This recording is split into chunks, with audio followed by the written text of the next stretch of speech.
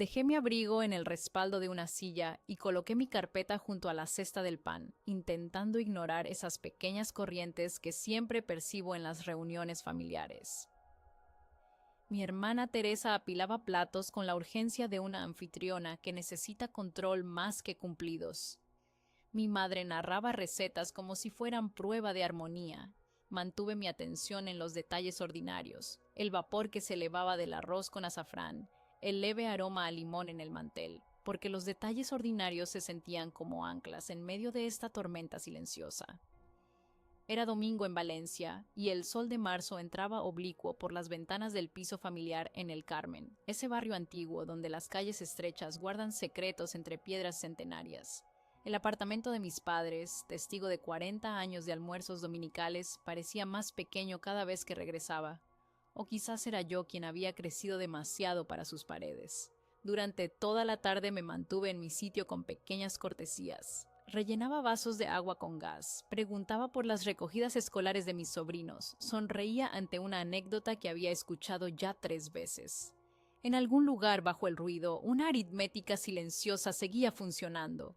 Las alertas de inicio de sesión de la semana pasada, un intento inusual a medianoche desde un dispositivo conocido, una voz dentro de mí que había comenzado a formular planes de contingencia. Me había dicho a mí mismo que no fuera suspicaz con las personas que amaba, y sin embargo, ya había desarrollado el hábito de observar. Mi padre cortaba jamón ibérico con la precisión de quien ha convertido un ritual en arte. Mi cuñado Miguel hablaba sobre la última crisis política como si tuviera todas las respuestas. Y mi sobrina Paula, con sus 12 años recién cumplidos, mantenía los ojos fijos en su móvil bajo la mesa, creyendo que nadie notaba su pequeña rebeldía. La normalidad era tan perfecta que dolía.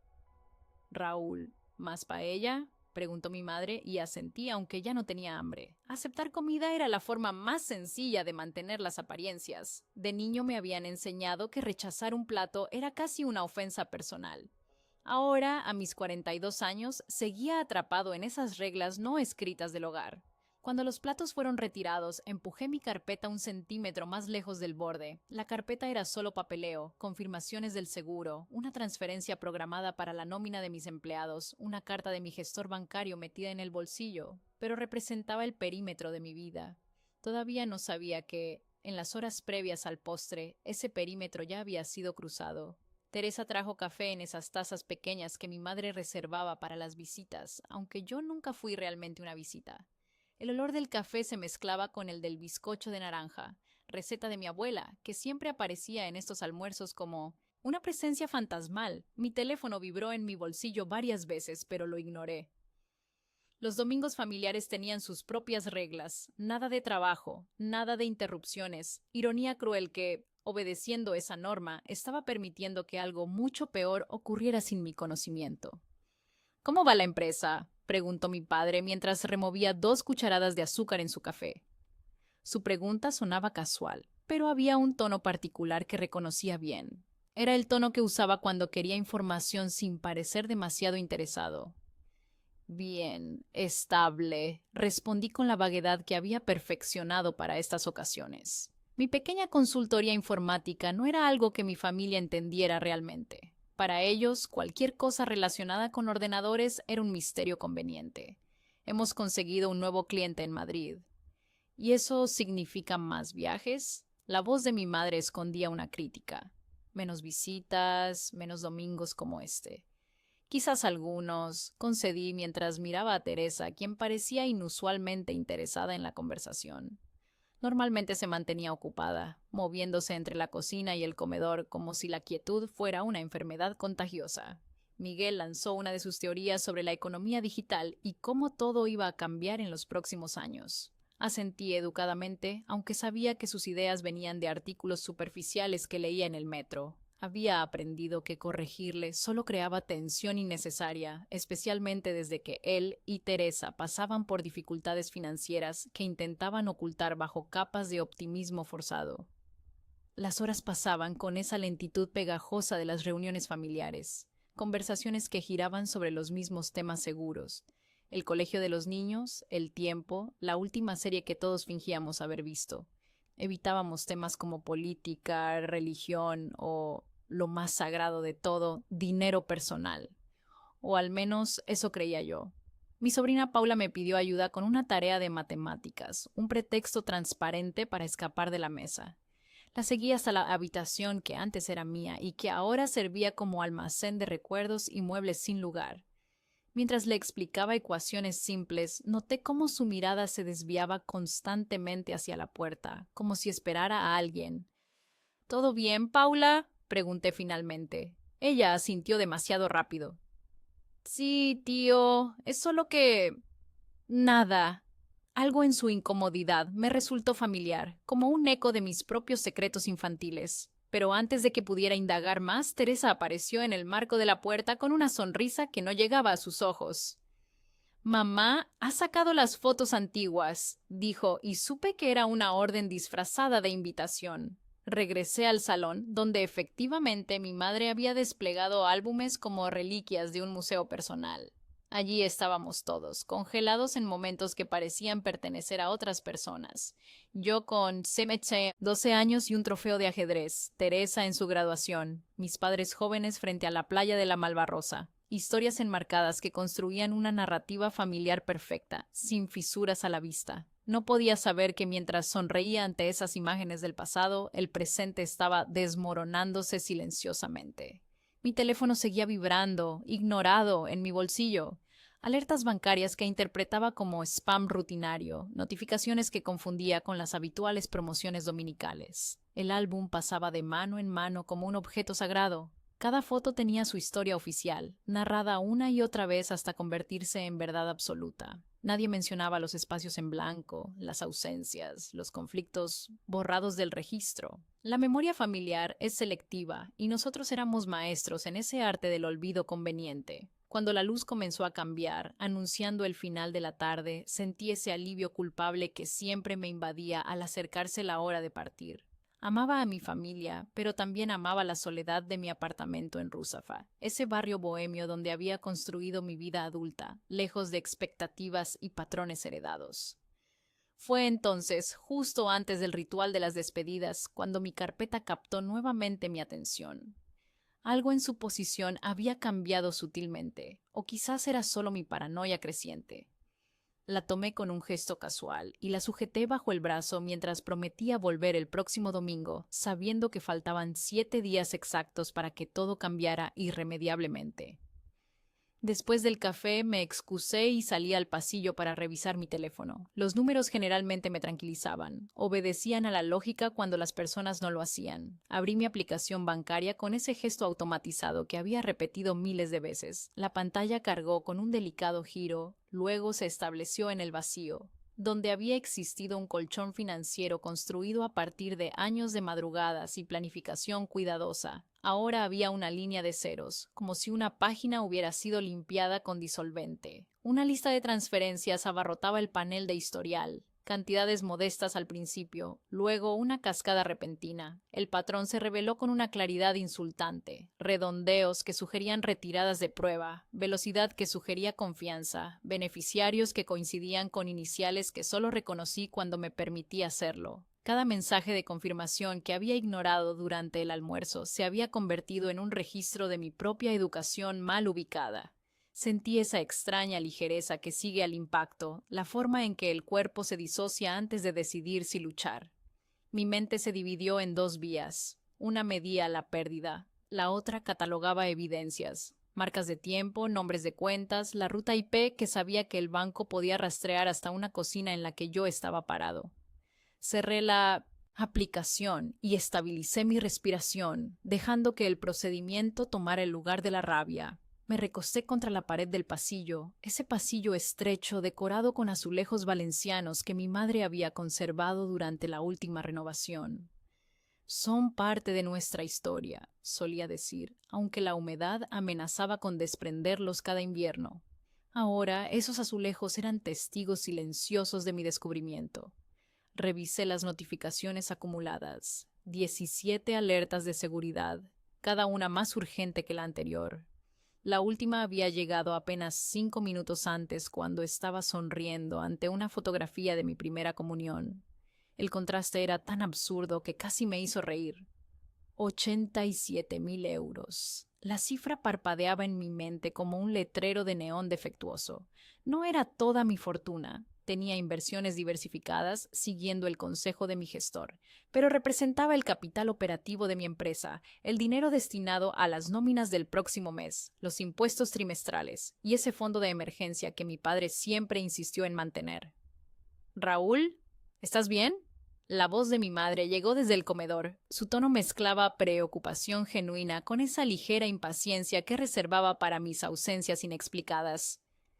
Un momento, respondí, sorprendido por la normalidad de mi voz.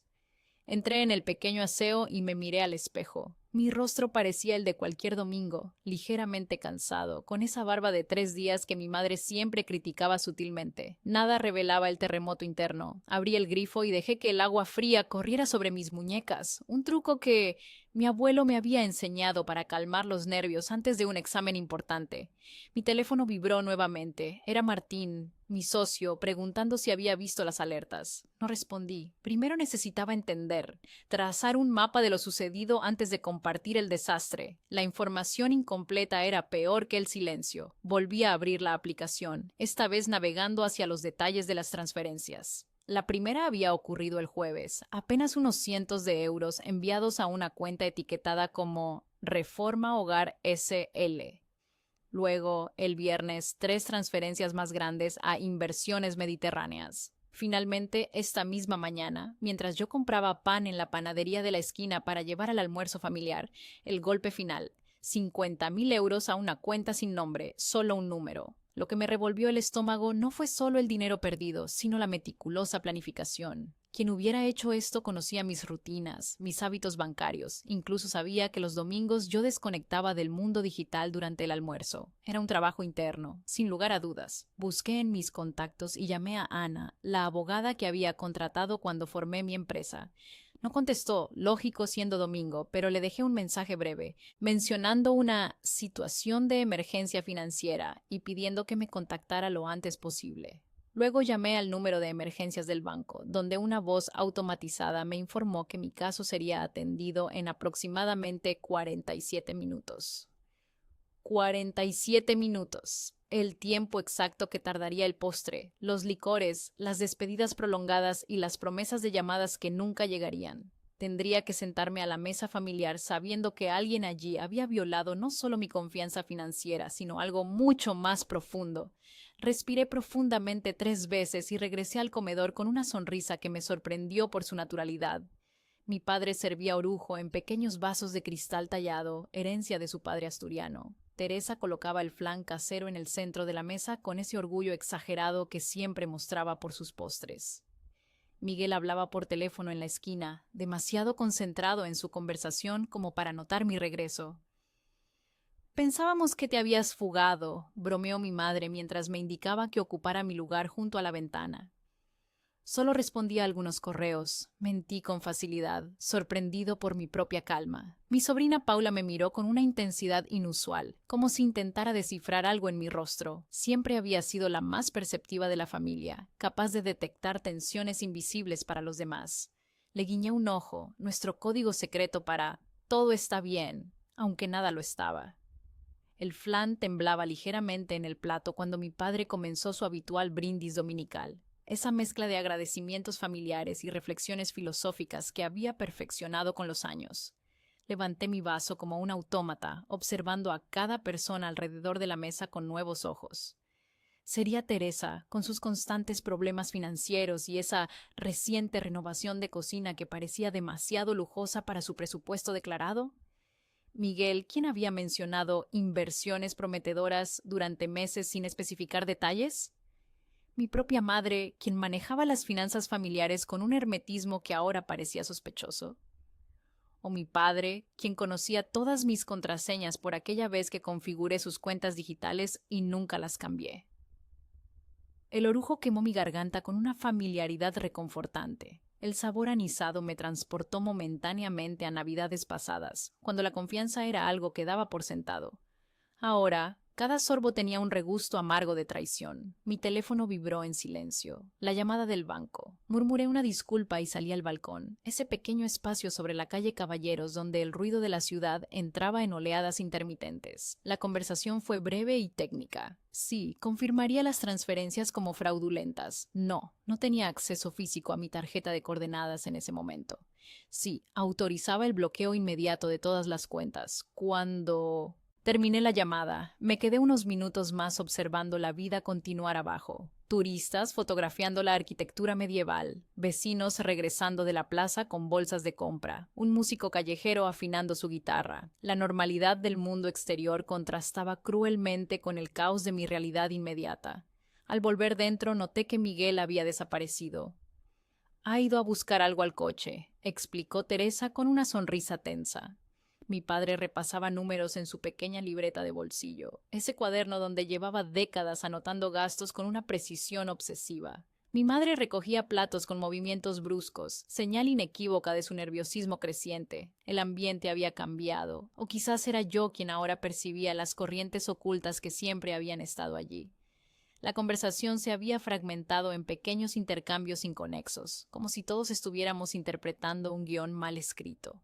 Terminé mi postre sin saborearlo, concentrado en mantener la fachada de normalidad mientras mi mente calculaba los próximos pasos. Necesitaba pruebas concretas antes de lanzar acusaciones. Necesitaba proteger lo que quedaba de mi patrimonio. Y sobre todo, necesitaba entender por qué alguien que compartía mi sangre o mi mesa había decidido traicionarme tan completamente. Cuando mi teléfono vibró nuevamente, vi un mensaje de Ana. Puedo verte en 1 hora. Trae toda la documentación disponible. Ese pequeño texto fue como un salvavidas en medio del naufragio. Existía un camino a seguir, un procedimiento, una estructura a la que aferrarme cuando todo lo demás se desmoronaba. Me levanté y anuncié mi partida con esa mezcla de gratitud y prisa que caracterizaba mis despedidas dominicales. Abracé a mi madre, quien susurró, «Cuídate», con una intensidad que me pareció sospechosa. Estreché la mano de mi padre, sintiendo su apretón firme como siempre. Besé la mejilla de Teresa, notando un ligero temblor en su respiración. Al recoger mi carpeta y mi abrigo, mis ojos se cruzaron con los de Paula. En su mirada adolescente había una comprensión que iba más allá de sus años, como si ella también guardara secretos demasiado pesados. Le sonreí una última vez antes de cerrar la puerta tras de mí, consciente de que cuando volviera a atravesar ese umbral, nada sería igual. Regresé a mi apartamento en Ruzafa con esa calma peculiar que sigue a las grandes conmociones. El barrio bullía con su habitual actividad dominical, terrazas llenas, música escapando de ventanas abiertas, el olor a paella y el murmullo constante de conversaciones. Todo seguía igual mientras mi mundo personal se desmoronaba. Al entrar, dejé mi carpeta sobre la mesa de cristal y observé mi espacio como si fuera la primera vez. Este apartamento, con sus techos altos y suelos hidráulicos restaurados, había sido mi refugio durante 8 años. Cada mueble, cada libro, cada objeto representaba una decisión consciente, una pequeña victoria de independencia. Ahora todo parecía formar parte de un decorado teatral, un escenario donde estaba a punto de representar el papel más difícil de mi vida. Abrí mi ordenador portátil y activé el protocolo de seguridad que había configurado meses atrás, después de un intento de suplantación de SIM que la compañía telefónica había gestionado desastrosamente. Mi gestor bancario había insistido en que mantuviéramos un canal seguro, una frase que significaba escalada inmediata, una señal que trasladaba mi caso a respuesta por fraude, una cascada de bloqueos que podían activarse sin ceremonias. Tecleé la frase y adjunté capturas de pantalla de las transferencias. Reenvié análisis de dispositivos desde mi gestor de contraseñas, extraje el registro de auditoría de mi llave de seguridad física y envié a Ana un breve resumen con los nombres que sospechaba tendría que decir en voz alta. La reunión con Ana fue breve y técnica. En su despacho minimalista en Gran Vía, con vistas a los jardines del río Turia, desplegué la evidencia con meticulosa precisión. Ella tomaba notas en su tablet sin mostrar sorpresa. ¿El fraude familiar no era una novedad para ella? Tenemos 2 caminos, explicó mientras servía agua en vasos de cristal tallado que recordaban incómodamente a los de mi padre. Judicial o extrajudicial. El primero es más seguro legalmente, pero destruirá definitivamente cualquier relación familiar. El segundo depende de la cooperación voluntaria. ¿Y si no cooperan? Pregunté, aunque ya conocía la respuesta. Entonces pasamos al primero, pero habremos perdido tiempo valioso. Su tono profesional contenía una nota de compasión. En estos casos, Raúl, el tiempo es dinero en el sentido más literal. Tras consultar mi reloj, tomé una decisión. Prepara los documentos para ambas vías. Daré 24 horas para la cooperación voluntaria. Mientras Ana trabajaba en los documentos legales, regresé a mi apartamento y me senté en la oscuridad creciente.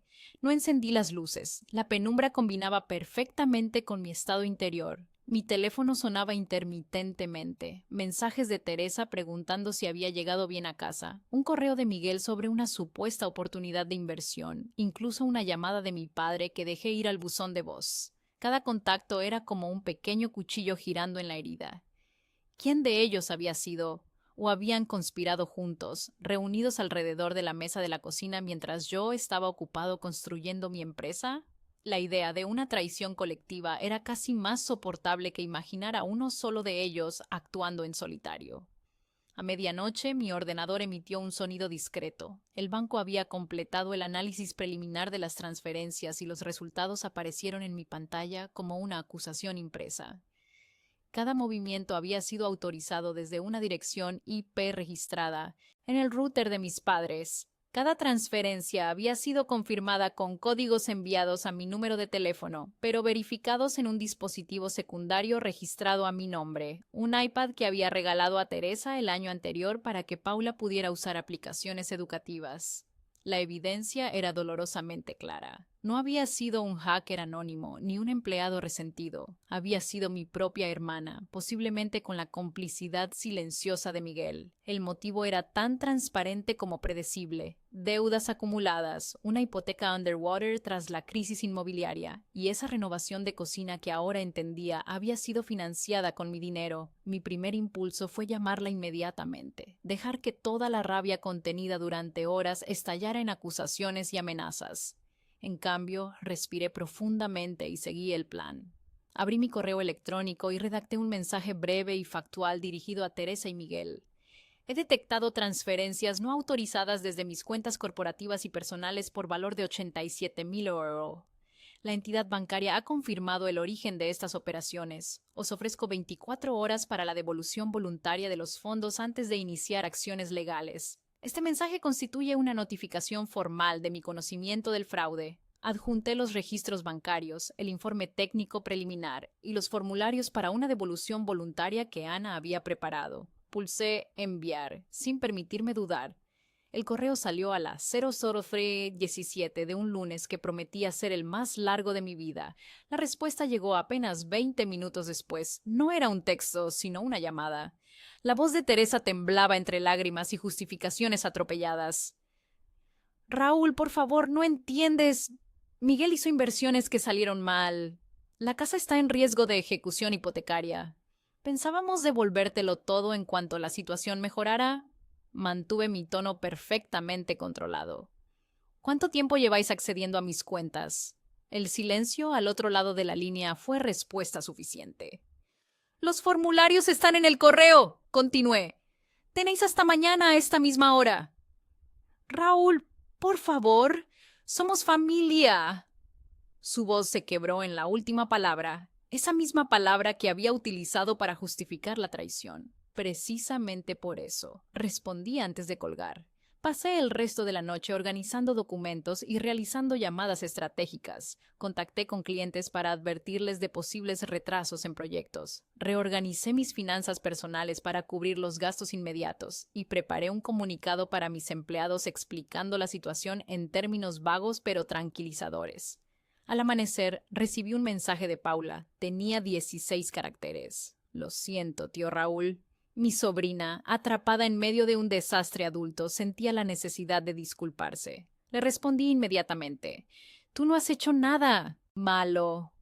Te quiero. Era importante que al menos ella entendiera que algunas líneas nunca deberían cruzarse, pero también que algunas conexiones permanecían intactas a pesar de todo. A las 8 de la mañana, mientras Valencia despertaba con su habitual cacofonía de claxones y persianas metálicas elevándose, recibí un correo de Ana. Miguel había contactado con su despacho para discutir términos de devolución. Ofrecía un plan de pagos que cubriría el 60% de lo sustraído. Era insuficiente, pero significaba que habían elegido la vía de la negociación. Respondí con una contraoferta clara: devolución del 100% mediante la venta de activos si era necesario, supervisión financiera externa durante el periodo de pago y acceso restringido a Paula garantizado por contrato. No mencioné cargos criminales. Esa carta permanecería en el bolsillo de Ana, lista para ser jugada si la negociación fracasaba. A mediodía, mientras tomaba un café en la terraza de La Más Bonita, ese local en Cánovas que se había convertido en mi oficina improvisada durante emergencias, recibí una llamada de mi madre. Su voz sonaba más vieja, cargada de una tristeza que me resultó físicamente dolorosa.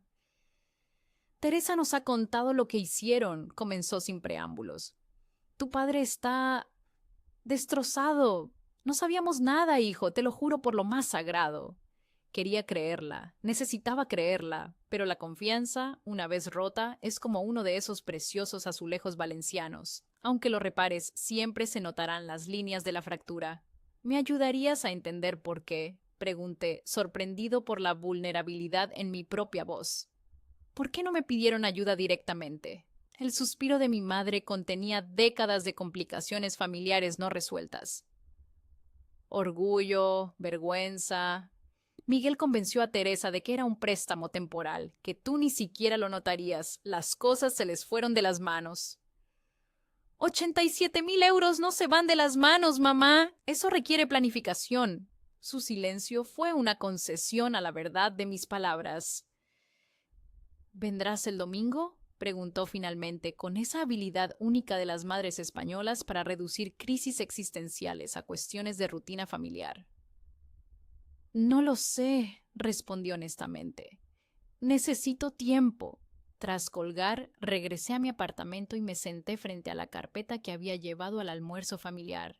Dentro estaba todo lo que necesitaba para reconstruir: pólizas de seguro contra fraude, procedimientos bancarios para recuperación de fondos, incluso una lista de terapeutas especializados en traumas familiares, que mi propio terapeuta había recomendado meses atrás, cuando le compartí mis primeras sospechas. A las 5 de la tarde, el correo electrónico de Ana llegó con un archivo adjunto. Teresa y Miguel habían firmado el acuerdo completo. Venderían su segundo coche y una pequeña propiedad en Cullera que habían heredado de los padres de Montseñor Miguel. Mi padre había ofrecido un préstamo para cubrir el resto, con su piso como garantía. El dinero sería devuelto en su totalidad en 3 plazos durante los próximos 6 meses. No sentí triunfo al leer los términos, solo un profundo cansancio. Había ganado la batalla legal, pero algo fundamental se había perdido en el proceso. La imagen de nuestra familia perfecta se había hecho añicos, revelando los secretos y resentimientos que siempre habían estado allí, ocultos bajo capas de paella dominical y fotografías sonrientes. Esa noche, mientras la ciudad se preparaba para dormir, redacté un correo más. Este iba dirigido únicamente a Paula, con copia a sus padres. Le ofrecía una beca completa para sus estudios universitarios, administrada por un fideicomiso independiente. Era mi forma de decirle que los errores de sus padres no definirían su futuro, que algunas promesas familiares trascendían incluso las peores traiciones. Después apagué todos los dispositivos y me serví una copa de vino tinto de Requena, ese bobal intenso que mi padre me había enseñado a apreciar. Desde mi balcón observé las luces de Valencia parpadear como estrellas terrestres. No había levantado la voz, no había permitido que lo peor me empequeñeciera. Había trazado una línea y cuando la casa tembló, permanecí donde necesitaba estar. La primera señal no fueron sirenas, sino un temblor físico, el golpe de unos nudillos reverberando a través de las vigas antiguas del piso familiar. La puerta principal se estremeció en su marco como si hubiera tomado aliento. En algún lugar del pasillo, una silla se arrastró hacia atrás, y el aire se diluyó hasta convertirse en un fino hilo de silencio. Sabía la secuencia. La oficina de fraude del banco había derivado mi escalada al enlace policial. El enlace había cotejado con un informe activo que había presentado tras intentos anteriores. La proximidad de dispositivos y fondos en movimiento había justificado la urgencia. Era miércoles por la tarde. 3 días habían pasado desde mi ultimátum a Teresa y Miguel.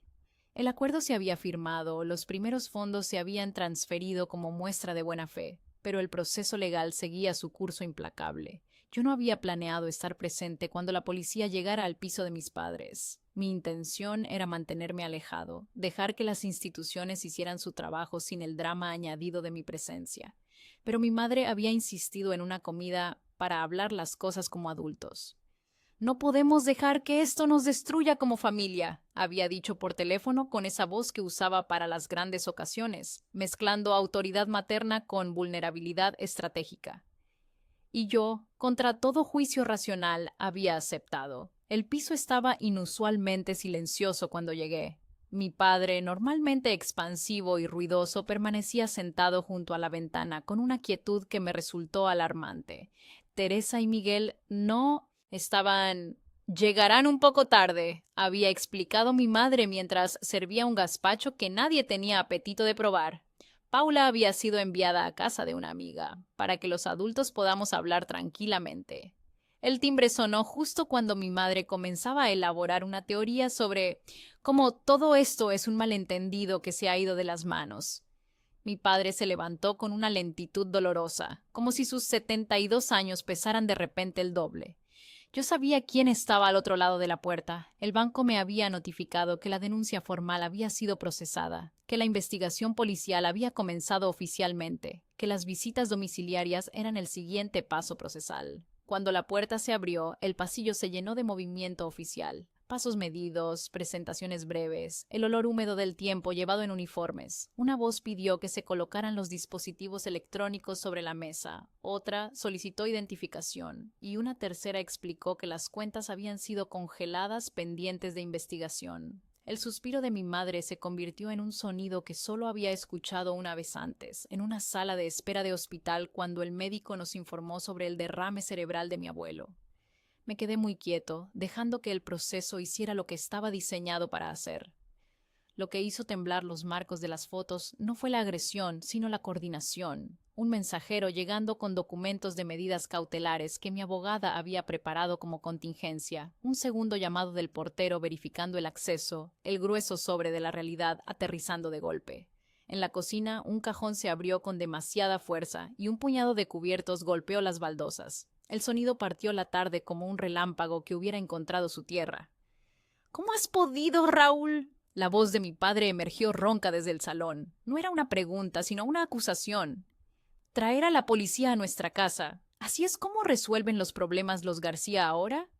Me volví hacia él lentamente. Toda mi infancia había estado marcada por su presencia imponente, por su voz que llenaba habitaciones enteras, por su manera de definir lo correcto y lo incorrecto con la claridad de un juez supremo. Ahora parecía disminuido, no solo por la edad, sino por la vergüenza que intentaba disfrazar de indignación. Yo no los traje, respondí con calma. Las consecuencias se trajeron a sí mismas. El inspector Navarro, un hombre de mediana edad, con ojos que parecían haber visto demasiadas tragedias familiares similares, me pidió que identificara el iPad en cuestión. Lo reconocí inmediatamente, la funda roja con el escudo del Valencia CF, que había comprado específicamente porque sabía que Miguel era aficionado del equipo, una pequeña cortesía convertida en instrumento de traición. Tendremos que llevarlo como evidencia, explicó Navarro mientras un técnico lo guardaba en una bolsa sellada. También necesitaremos acceso a los ordenadores principales del domicilio. Mi madre comenzó a protestar, ese instinto protector maternal extendiéndose ahora sobre objetos inanimados, como si un portátil pudiera ser herido por la investigación. Mi padre la detuvo con un gesto cansado. Deja que se lleven lo que necesiten, Carmela. Ya has visto que Raúl ha tomado su decisión. No es mi decisión, papá, corregí sin elevar la voz. Son las consecuencias de las decisiones de Teresa y Miguel, y vuestro silencio cómplice. El timbre volvió a sonar, esta vez con la insistencia nerviosa que reconocí como propia de mi hermana. Cuando un oficial abrió la puerta, Teresa entró como un vendaval, con Miguel siguiéndola a cierta distancia, su rostro una máscara de fingida dignidad. ¿Qué significa esto?, exigió Teresa, deteniéndose en seco al ver los uniformes. Firmamos el acuerdo, dijiste que no habría acciones legales si cooperábamos. El acuerdo cubre la restitución civil, explicó una voz desde la puerta.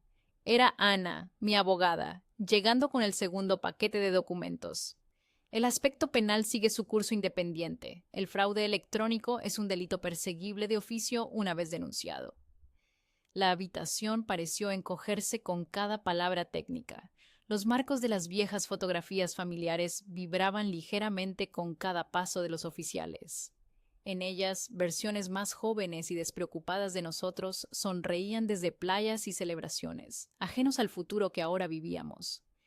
El inspector Navarro continuó con su protocolo, explicando derechos y procedimientos con una neutralidad profesional que contrastaba con la electricidad emocional que cargaba el aire. Miguel intentaba mantener la compostura, ese aire de empresario respetable que había cultivado durante años, pero sus manos temblorosas al firmar los documentos traicionaban su fachada. Teresa alternaba entre lágrimas y acusaciones, ese ciclo familiar de victimismo que conocíamos tan bien. Todo lo hicimos por Paula, por su futuro, por sus oportunidades, repetía como un mantra, como si el fin justificara cualquier medio. Tú tienes tanto, Raúl, y nosotros tampoco. Corregí. Tenía tanto construido con mi trabajo y mi esfuerzo.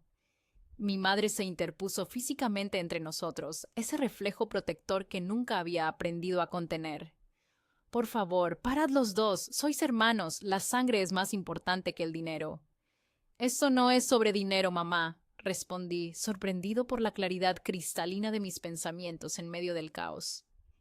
Es sobre confianza, sobre límites, sobre respeto. El técnico informático solicitó acceso al router principal y mi padre le indicó dónde estaba con un gesto derrotado. El dispositivo que había conectado yo mismo durante una visita navideña 3 años atrás, configurando contraseñas que nunca imaginé serían usadas contra mí. Ana me tocó el hombro suavemente, un contacto profesional que contenía un átomo de compasión genuina.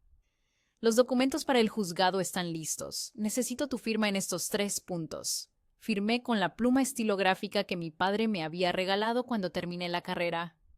Para firmar contratos que cambien tu vida, había dicho entonces.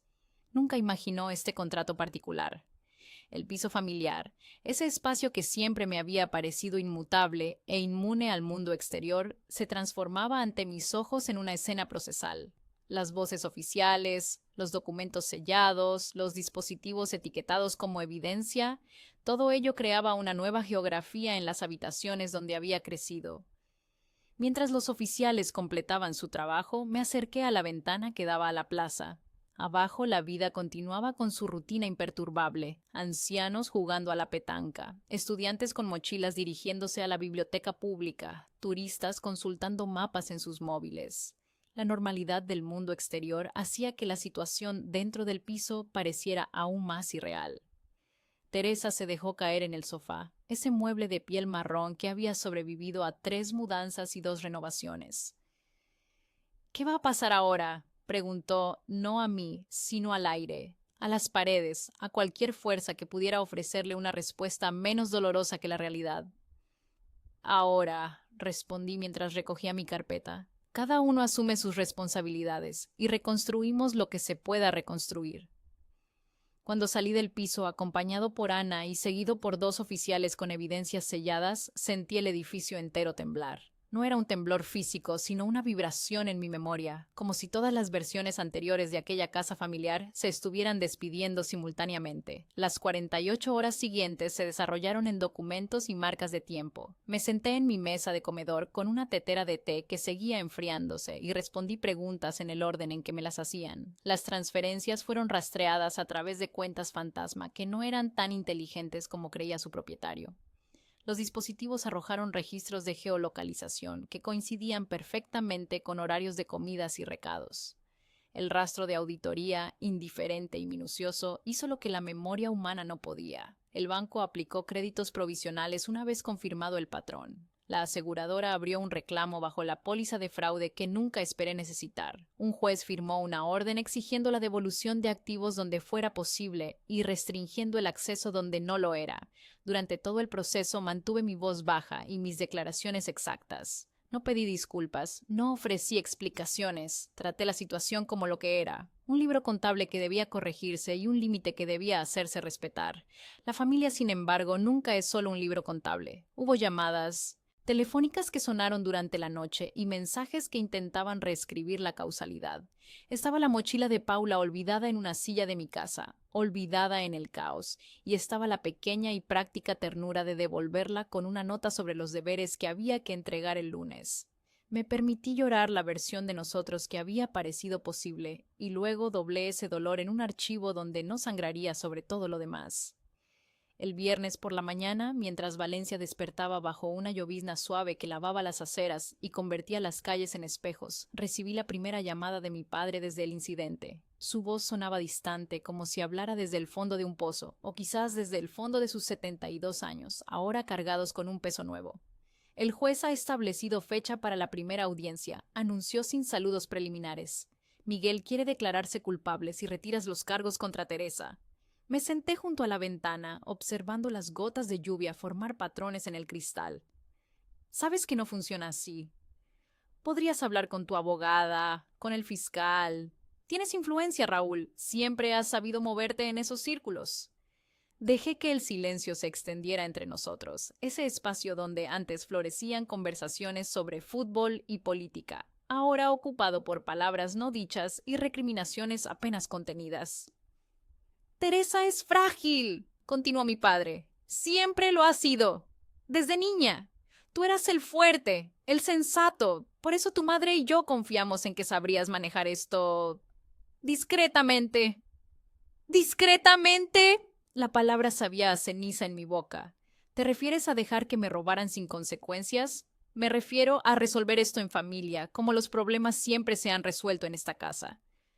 Cerré los ojos por un momento, recordando todas las veces que resolver en familia había significado silencio, encubrimiento y verdades sepultadas bajo capas de paella dominical. Era el mantra que había permitido que el alcoholismo de mi tío Antonio se convirtiera en un carácter peculiar, que los préstamos nunca devueltos de mi primo Javier se transformaran en ayudas entre familia, que los comentarios hirientes de mi abuela se catalogaran como cosas de la edad. Las cosas han cambiado, respondí simplemente. Mi padre suspiró, ese sonido familiar que indicaba decepción sin necesidad de palabras adicionales. Tu madre está destrozada, apenas come, apenas duerme. Era el golpe bajo que esperaba, la apelación a mi sentido de responsabilidad filial. En otro tiempo habría funcionado, me habría hecho ceder, poner los sentimientos de mis padres por encima de mi propia integridad, pero ese tiempo había terminado junto con el último dígito de mi cuenta vaciada. Lo siento mucho por mamá, de verdad, pero mis sentimientos no cambiarán el hecho de que Teresa y Miguel cometieron un delito contra mi papá. Es tu hermana. Y yo soy su hermano, eso no le impidió robarme. El silencio volvió a extenderse entre nosotros, esta vez más pesado, más definitivo. Finalmente, mi padre habló con esa voz que usaba para dar por terminadas las discusiones. Haz lo que tengas que hacer, pero recuerda que cuando todo esto termine, seguiremos siendo familia, o lo que quede de ella. Después de colgar, me quedé mirando la lluvia durante lo que parecieron horas. Las calles de Ruzafa se transformaban bajo el agua, los colores intensificándose en el pavimento mojado, los paraguas formando un mosaico móvil de tonos vivos.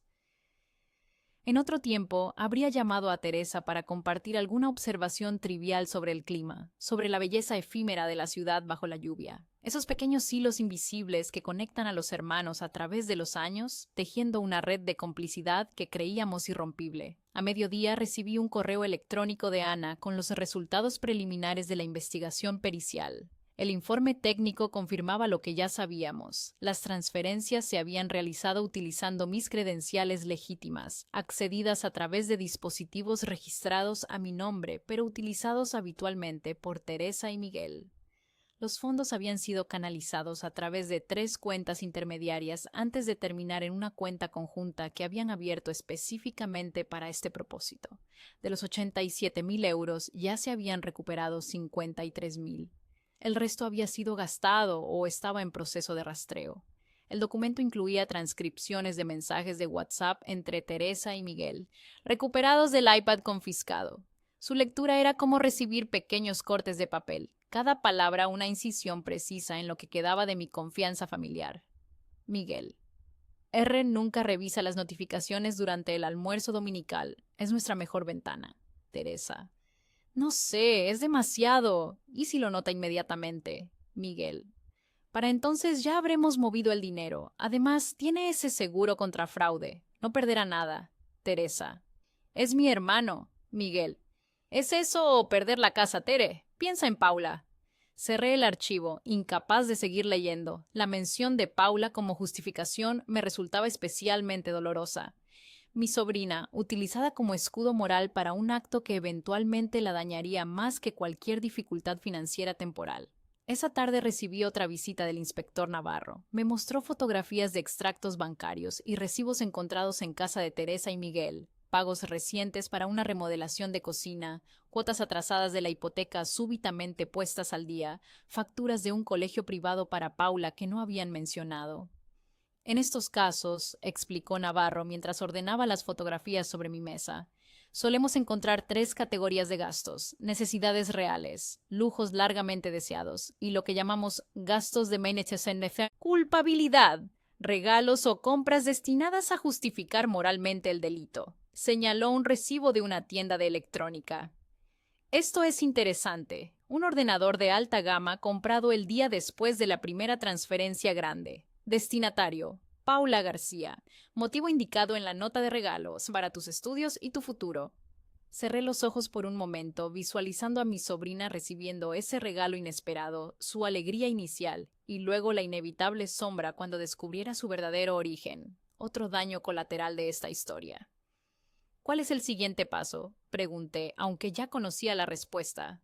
La audiencia preliminar es el martes. Su hermana y su cuñado comparecerán ante el juez. Dada la evidencia y el acuerdo de restitución ya firmado, es probable que se llegue a un acuerdo de conformidad con pena reducida y suspensión condicional, pero eso dependerá en parte de su postura como víctima. ¿Mi postura? Navarro me miró con esos ojos que habían visto demasiados dramas familiares similares. Si usted expresa el deseo de una resolución compasiva, considerando los lazos familiares, el juez puede ser más indulgente. Esa noche, mientras preparaba una pasta sencilla para cenar, recibí un mensaje de Paula. No contenía palabras, solo una fotografía. Ella y yo en el Oceanographic de Valencia, 2 años atrás, sonriendo frente al túnel de tiburones. Recordé ese día perfectamente. Había sido su cumpleaños número 10 y en lugar de la habitual celebración familiar, le había propuesto una excursión solo los dos. Para hablar de cosas importantes, le había dicho. Y habíamos hablado sobre sus sueños de ser bióloga marina, sobre mis viajes, sobre libros y películas y todas esas pequeñas cosas que construyen un puente entre generaciones. Le respondí con un mensaje simple. Esos tiburones no han cambiado, y lo que hablamos ese día tampoco. Te quiero, pequeña científica. Su respuesta llegó inmediatamente. ¿Podré seguir visitándote? Siempre, escribí sin dudar. Pase lo que pase con los adultos, tú y yo tenemos nuestro propio acuerdo. El fin de semana transcurrió en una extraña calma. No hubo llamadas adicionales de mis padres, ni mensajes de Teresa. El sistema judicial seguía su curso implacable, indiferente a los lazos de sangre y a las comidas dominicales interrumpidas. Ana me enviaba actualizaciones periódicas sobre la recuperación de fondos y los preparativos para la audiencia. El banco había comenzado a restablecer mis cuentas, aplicando los protocolos de seguridad reforzada que habíamos acordado. El domingo, a la hora en que normalmente estaría sentado a la mesa familiar escuchando las mismas anécdotas repetidas, me encontré caminando por el cauce seco del río Turia, ese parque lineal que cicatriza la ciudad. Las familias valencianas disfrutaban de su ritual dominical. Niños en bicicleta, ancianos jugando a la petanca, parejas compartiendo horchata en los bancos bajo las jacarandas. La normalidad del mundo seguía su curso, indiferente a mi pequeño apocalipsis personal. Mi teléfono vibró con una notificación. Era un correo electrónico del colegio de Paula, respondiendo a mi solicitud de una reunión privada con su tutora. La profesora me confirmaba una cita para el miércoles para hablar sobre la situación familiar y su impacto en el rendimiento académico. Otro frente que atender, otra consecuencia que gestionar. Mientras guardaba el teléfono, noté una figura familiar acercándose por el camino. Mi padre, con su característica gorra plana y su bastón de paseo, ese que usaba más por costumbre que por necesidad. Nos detuvimos a 1 metro de distancia, evaluándonos mutuamente como dos animales cautos en territorio desconocido. Tu madre ha preparado arroz al horno, dijo finalmente. No era una invitación, solo una información, un pequeño hecho cotidiano ofrecido como rama de olivo. Dale recuerdos, respondí, manteniendo la misma neutralidad cuidadosa. Asintió levemente. Luego, tras un momento de duda, añadió: Teresa ha empezado terapia y Miguel ha contactado con una empresa en Alicante. Un trabajo nuevo, lejos de todo esto. La información flotó entre nosotros como una hoja en el río seco. No era una disculpa, ni siquiera una explicación. Era simplemente un dato, un pequeño ajuste en el gran libro contable de nuestra familia fracturada. Me alegro, dije, y lo decía en serio. No deseaba su destrucción, solo su responsabilidad. Mi padre se ajustó la gorra, ese gesto familiar que indicaba preparación para la despedida. El martes es la audiencia. Lo sé. ¿Irás? Tengo que ir. Soy la víctima oficial. Hizo una mueca ante la palabra víctima, como si el término mismo fuera una acusación contra toda la familia. ¿Y después? Preguntó finalmente. Después...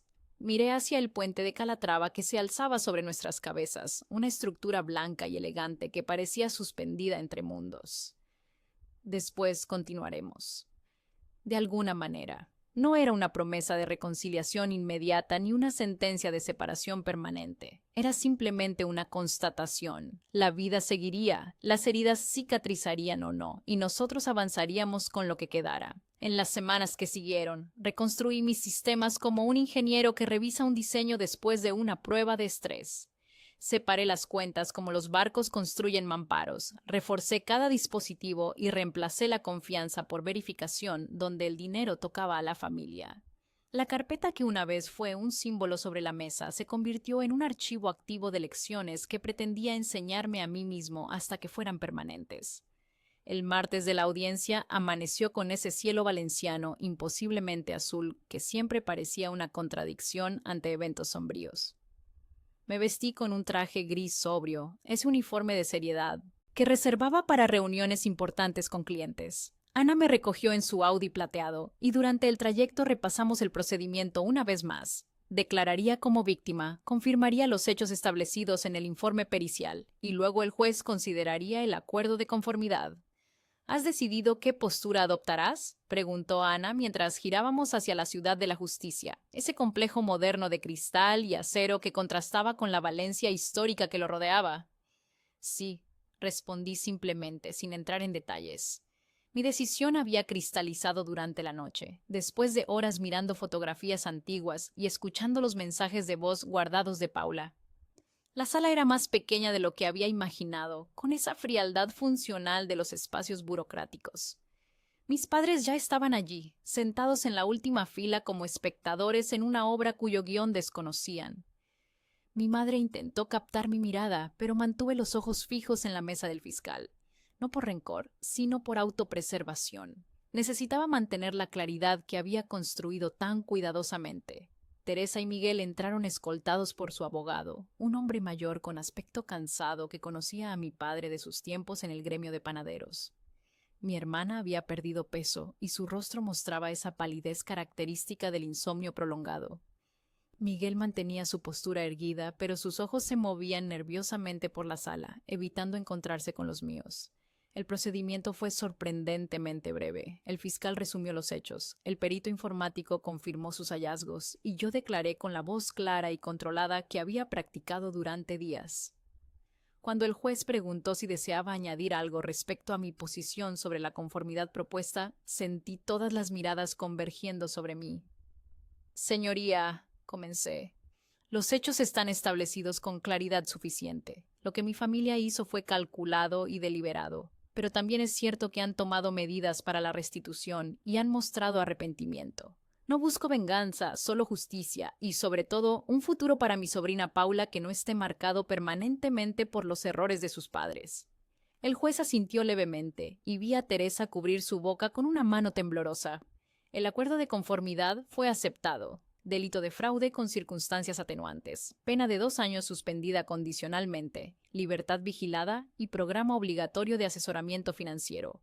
No habría prisión efectiva si se cumplían todas las condiciones durante 5 años. Al salir de la sala me detuve ante mis padres. Las palabras se agolpaban en mi garganta, pero finalmente solo pude decir: necesito tiempo.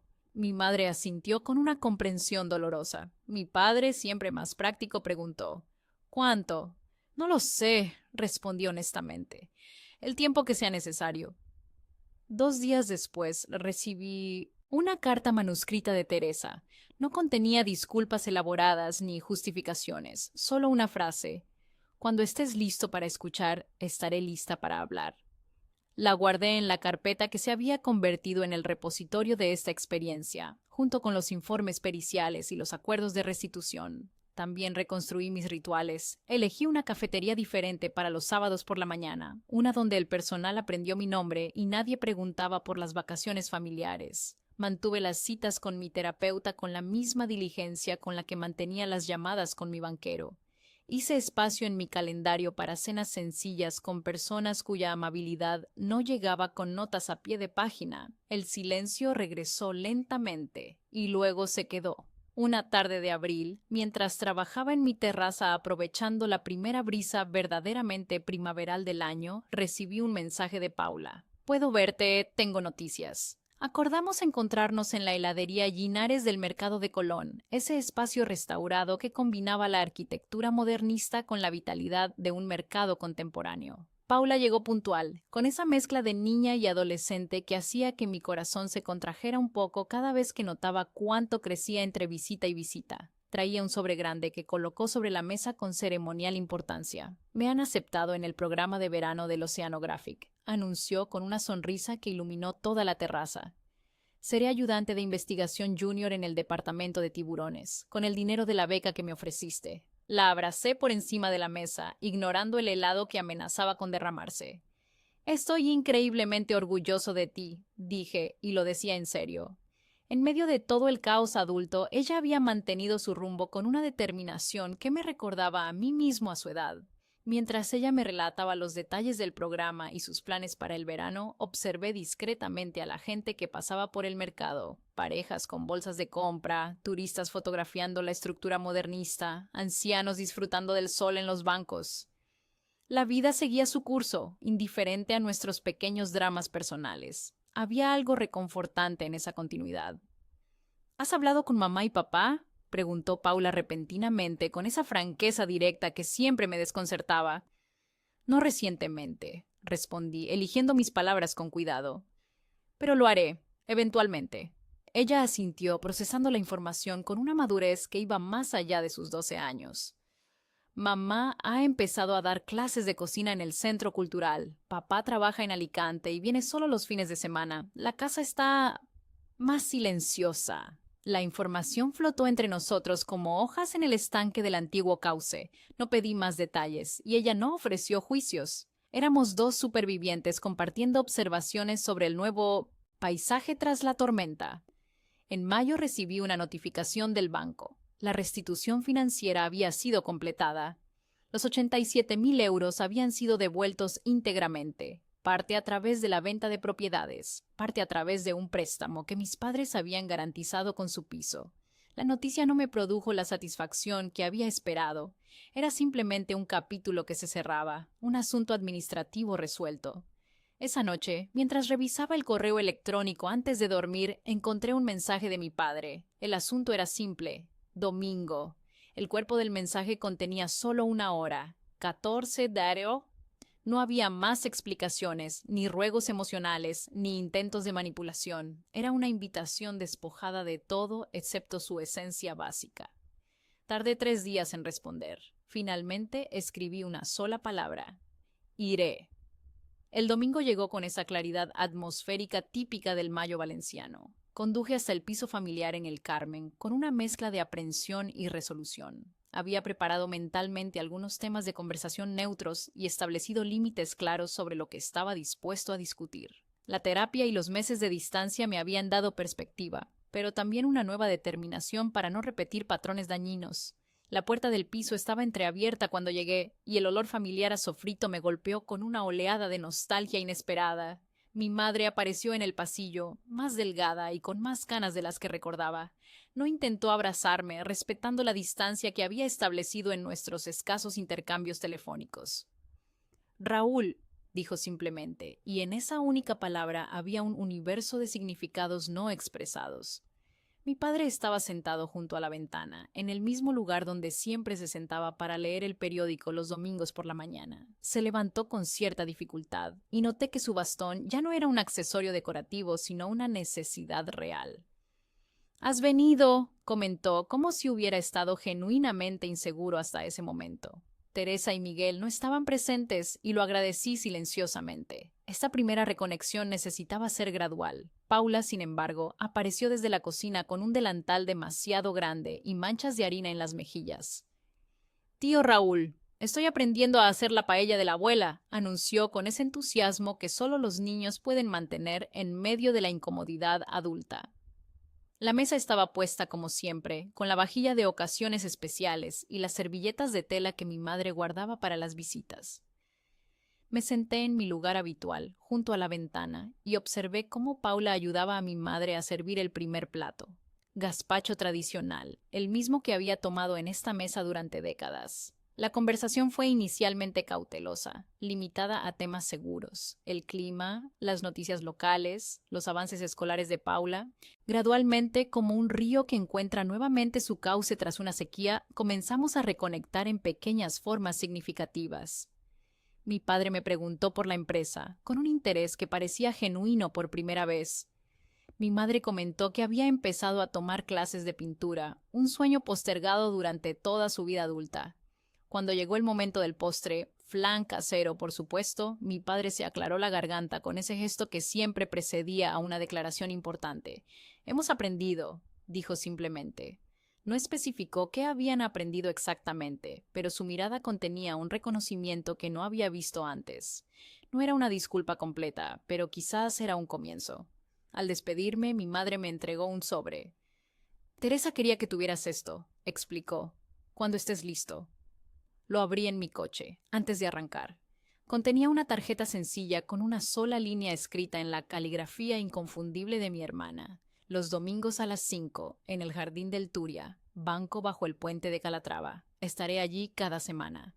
Cuando los estados de cuenta finales fueron emitidos y se registró la última recuperación, leí los números sin triunfo. La restauración era incompleta, algunos fondos perdidos, algunos lazos alterados más allá de la reparación, pero el balance que más importaba ya no se medía en euros. No había levantado mi voz, no había permitido que lo peor me empequeñeciera. Había trazado una línea y cuando la casa tembló permanecí donde necesitaba estar. Lo que vino después fue exactamente lo que había prometido: consecuencias, no espectáculo, orden, no venganza, y un futuro organizado con el tipo de cuidado que nadie volvería a confundir con exceso jamás. 3 semanas después, un domingo a las 5:10 de la tarde, caminé lentamente hacia el puente de Calatrava en el Jardín del Turia.